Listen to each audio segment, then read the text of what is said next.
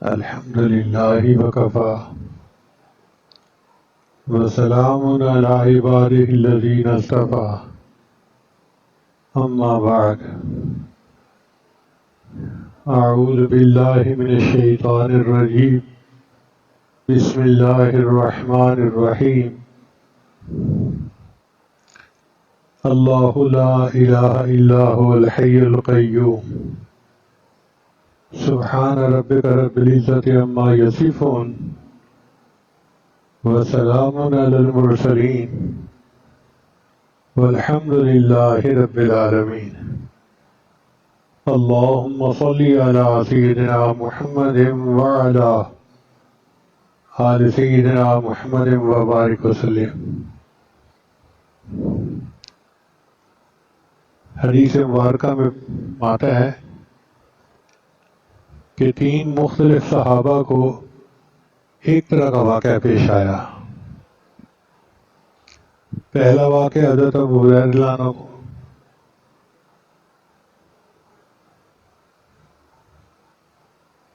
زکوٰۃ کی کچھ گندم تھی جس کا ان کو نگران بنایا نبی علیہ السلام نے۔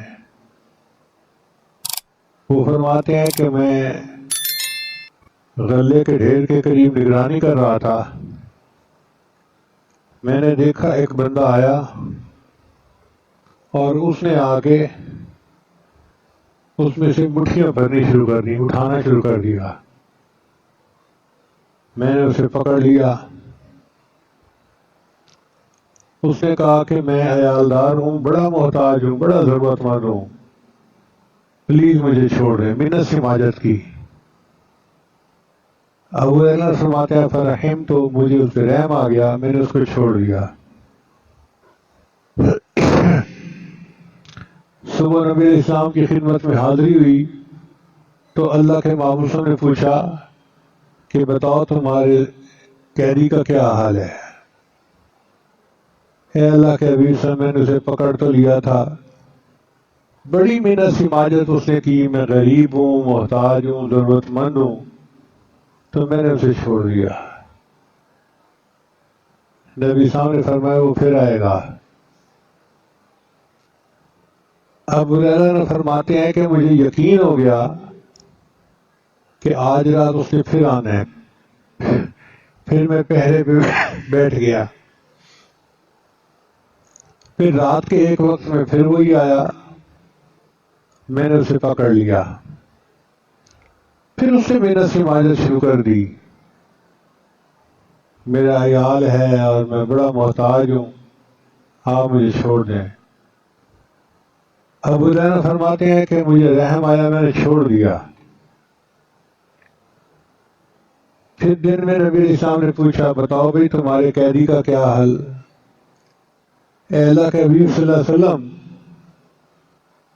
اس نے کہا میں محتاج ہوں، عیالدار ہوں، ضرورت مند ہوں، مجھے چھوڑ دے، مجھے رحم آیا، چھوڑ دیا۔ فرمایا وہ پھر آئے گا۔ تو ابو ہریرہ فرماتے ہیں کہ میں نے پھر تیسری رات پہرا دیا، پھر آیا، پھر میں نے اسے پکڑ لیا۔ میں نے کہا آج تو میں تمہیں نبی علیہ السلام کے پاس لے جا کے ہی چھوڑوں گا، نہیں چھوڑنا۔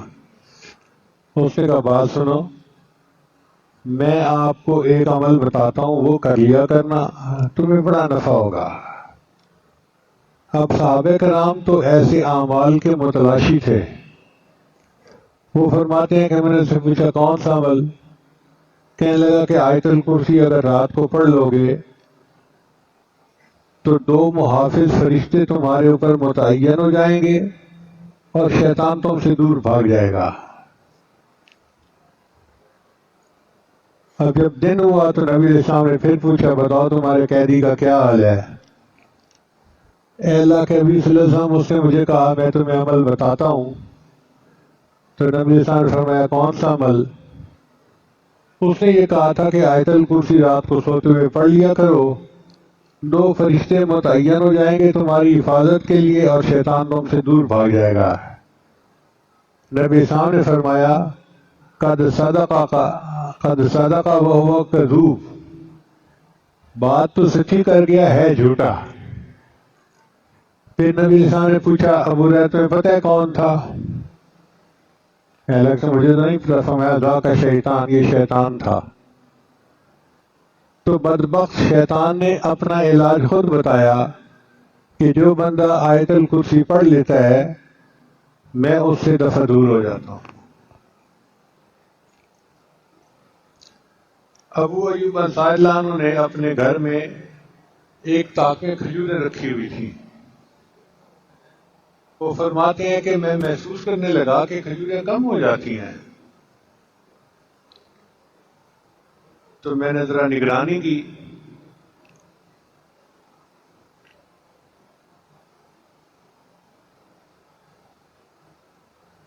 تو میں نے دیکھا کہ ایک عورت ہے رات کو جو میری کھجوریں چرا رہی ہے۔ میں نے ان سے کہا کہ تم کون ہو؟ کہنے لگی میں جن عورت ہوں۔ میں نے کہا کہ میں تو تمہیں نبی اسلام کے سامنے پیش کروں گا۔ اس نے کہا کہ آپ مجھے چھوڑ دیں، میں نہیں آؤں گی۔ تو ابو الدرداء عنہ نے اس کو چھوڑ دیا، نہ ابو ایوب انصاری عنہ نے اس کو چھوڑ دیا۔ وہ دوسری رات پھر آئی، پھر یہی واقعہ پیش آیا۔ نبی اسلام نے فرمایا کہ وہ جھوٹی ہے، وہ پھر آئے گی۔ اور وہی ہوا کہ تیسری رات ابو جان نے پھر اس کو چوری کرتے دیکھ لیا۔ اب تو ان کو بڑا غصہ، انہوں نے کہا کہ اب تو ہو ہی نہیں سکتا، میں تمہیں نبی اسلام کے سامنے ضرور پیش کروں گا۔ اس نے کہا کہ میں تمہیں ایک عمل بتاتی ہوں، تمہیں فائدہ ہوگا۔ کون سا عمل؟ کہ رات کو سوتے ہوئے آیت الکرسی پڑھ لیا کرو، شیطان تمہارے نزدیک نہیں آئے گا۔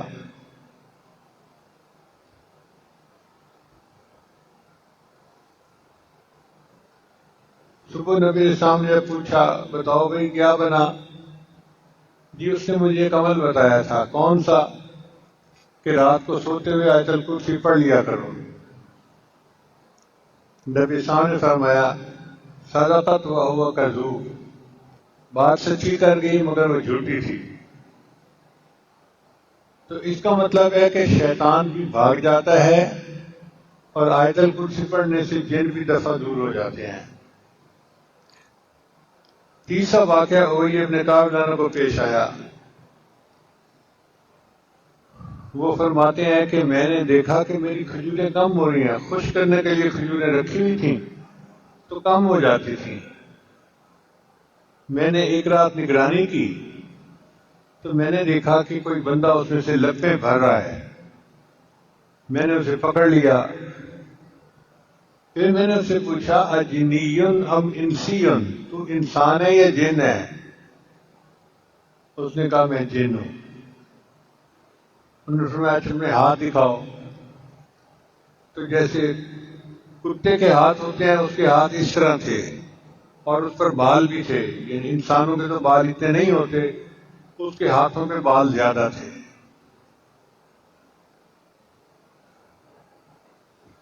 یہ واقعہ بھی ان کے ساتھ اسی طرح پیش آیا 3 مرتبہ، اور تینوں مرتبہ نبی صاحب پوچھتے رہے کہ بتاؤ بھائی تمہارے قیدی کا کیا حال ہے؟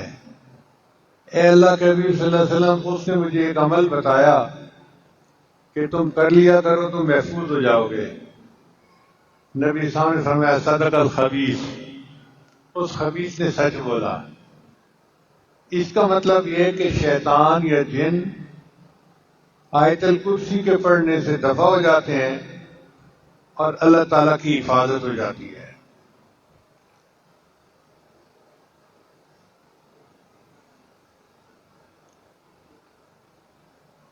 ایک حدیث مبارکہ میں آتا ہے اور یہ روایت سیدنا حسن اللہ عنہ سے ہے، وہ فرماتے ہیں کہ جو بندہ نماز کے بعد آیت الکرسی کی تلاوت کر لیتا ہے وہ اگلی نماز تک اللہ کی سپرداری میں آ جاتا ہے۔ اتنی بڑی خوشخبری ہے اس حدیث مبارکہ میں، کوئی بندہ اللہ کی سپرداری میں آ جائے، اس سے بڑی اور گارنٹی کیا ہو سکتی ہے؟ اللہ فرماتے ہیں ان ینصرکم اللہ فلا غالب لکم، اگر اللہ تمہاری مدد کرے تو کوئی تم پر غالب نہیں آ سکتا۔ اب ہم پریشان پھرتے ہیں گھر کی وجہ سے، رزق کی وجہ سے، بے برکتی کی وجہ سے، اور اس کا علاج نبی علیہ السلام نے ہمیں بتلا دیا۔ ایک عمل ہے اور چھوٹا بھی نہیں، ایک ہی آیت ہے، اس کے پڑھنے سے انسان اللہ کی ذمہ داری میں آ جاتا ہے۔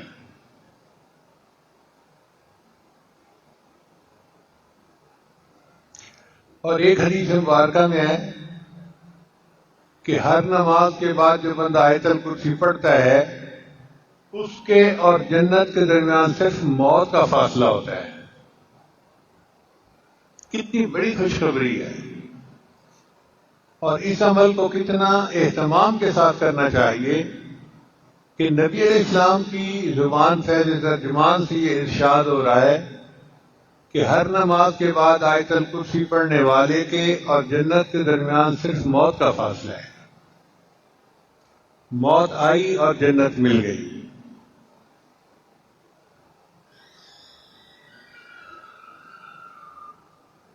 اور ایک حدیث مبارکہ میں آتا ہے کہ جو بندہ آیت الکرسی رات کو سوتے ہوئے پڑھ لیتا ہے، اللہ تعالیٰ اس کی بھی حفاظت فرماتے ہیں، اس کے گھر والوں کی بھی حفاظت فرماتے ہیں، اور اس کے پڑوسیوں کی بھی حفاظت فرماتے ہیں۔ سبحان اللہ، کیا خوبصورت عمل ہے کہ بندے کی بھی حفاظت ہوتی ہے، اہل و عیال کی بھی، اور قریب کے گھر والوں کی بھی حفاظت ہو جاتی ہے اس کے بعد۔ اس لیے اس عمل کو بہت اہتمام سے کرنے کی ضرورت ہے۔ سیدہ عائشہ عنہا فرماتی ہیں کہ ایک اجنبی آیا اور اس نے نبی علیہ السلام سے پوچھا، اے اللہ کے حبیب السلام، میرے رزق میں برکت نہیں ہے۔ یہ وہ شکایت ہے جو ہر بندہ ہی تقریباً آج کر رہا ہے۔ تو نبی علیہ السلام نے فرمایا کہ آیت الکرسی کہاں گئی؟ اگر تم آیت الکرسی پڑھ لو گے تو اللہ تمہارا کھانے اور سالن کے اندر برکت عطا فرما دیں گے، یعنی تم جتنا پکاؤ گے اہل خانہ اس کو سیر ہو کر کھائیں گے، ان کو کمی نہیں محسوس ہوگی۔ ہم اپنے وسائل کی کمی کا تو شکوہ کرتے رہتے ہیں، تنخواہ تھوڑی ہے، فلاں ہے، فلاں ہے، فلاں ہے، اس طرف دھیان نہیں جاتا کہ ہم آیت الکرسی پڑھیں تاکہ ہمارے رزق میں برکت پیدا ہو جائے۔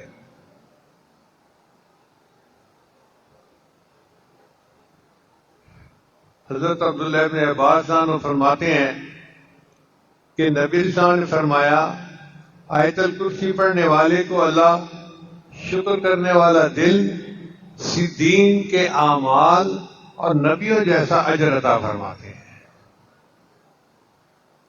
کتنی بڑی نعمتیں جو مل رہی ہیں۔ شکر کرنے والا دل، صدیقین کے اعمال اور نبیوں کے جیسا اجر عطا فرماتے ہیں۔ نبی اسلام نے ارشاد فرمایا کہ آیت الکرسی عرش کے خزانوں میں سے ایک بڑی نعمت ہے جو کسی نبی کو نہیں ملی، صرف اللہ نے مجھے عطا فرمائی۔ یعنی یہ انعام اللہ نے فقط اپنے محبوب صلی اللہ علیہ وسلم کو عطا کیا تاکہ ان کی امت اس سے نفع اٹھائے، کسی اور نبی کو نہیں ملی۔ اب آپ بتائیے یہ کتنا بڑا عمل ہے جس کو کرنا ہمارے لیے ضروری ہے۔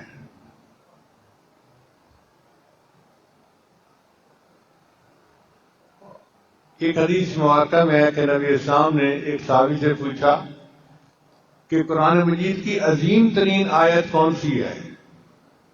ان کا آیت الکرسی۔ تو نبی اسلام نے فرمایا، مبارک ہو اللہ تمہیں نے جو علم دیا ہے اس میں برکت ہو۔ اور ایک حدیث مبارکہ میں آتا ہے کہ اسم اعظم 3 صورتوں میں ہے، ایک سورہ بقرہ، دوسرا سورہ آل عمران اور تیسرا سورہ طٰہٰ۔ تو ایک بزرگ فرماتے ہیں میں نے غور کیا کہ یہ کون سا اسم اعظم ہو سکتا ہے، تو مجھے یہ محسوس ہوا کہ سورہ بقرہ میں آیت ہے اللہ لا الہ الا هو الحی القیوم، اور سورہ آل عمران میں ہے الف لام میم اللہ لا الہ الا هو الحی القیوم، اور سورہ طٰہٰ کے اندر آیت ہے وَأَنَتِ الْوُجُوهُ لِلْحَيِّ الْقَيُّومِ۔ تو وہ فرماتے ہیں کہ میرا یہ گمان ہے کہ الحی القیوم یہ اللہ تعالیٰ کا اسم اعظم ہے، اس لیے ہم نے محراب میں یا حی یا قیوم لکھ کے لگایا ہے کہ بعض مفسرین کے نزدیک یہ اسم اعظم ہے۔ ہمارے بزرگوں نے اس کو مزید آگے نکھارا، وہ فرماتے ہیں کہ نہیں، جو اسم اللہ ہے وہ اسم اعظم ہے۔ بہرحال یہ قرآن مجید کی عظیم ترین آیت ہے، اور وہ خاص نعمت ہے جو اللہ نے فقط اپنے پیارے محبوب ہم کو عطا فرمائی، کسی اور نبی کو عطا نہیں کی گئی، اور نبی علیہ السلام نے ہم تک یہ امانت پہنچا دی۔ ہمارا حال دیکھو کہ ہم اس عمل کی طرف دھیان ہی نہیں کرتے، سوچتے ہی نہیں۔ اللہ تعالی ہمیں باقاعدگی کے ساتھ اس عمل کو کرنے کی توفیق عطا فرمائے۔ وآخر دعوانا ان الحمد للہ رب العالمین۔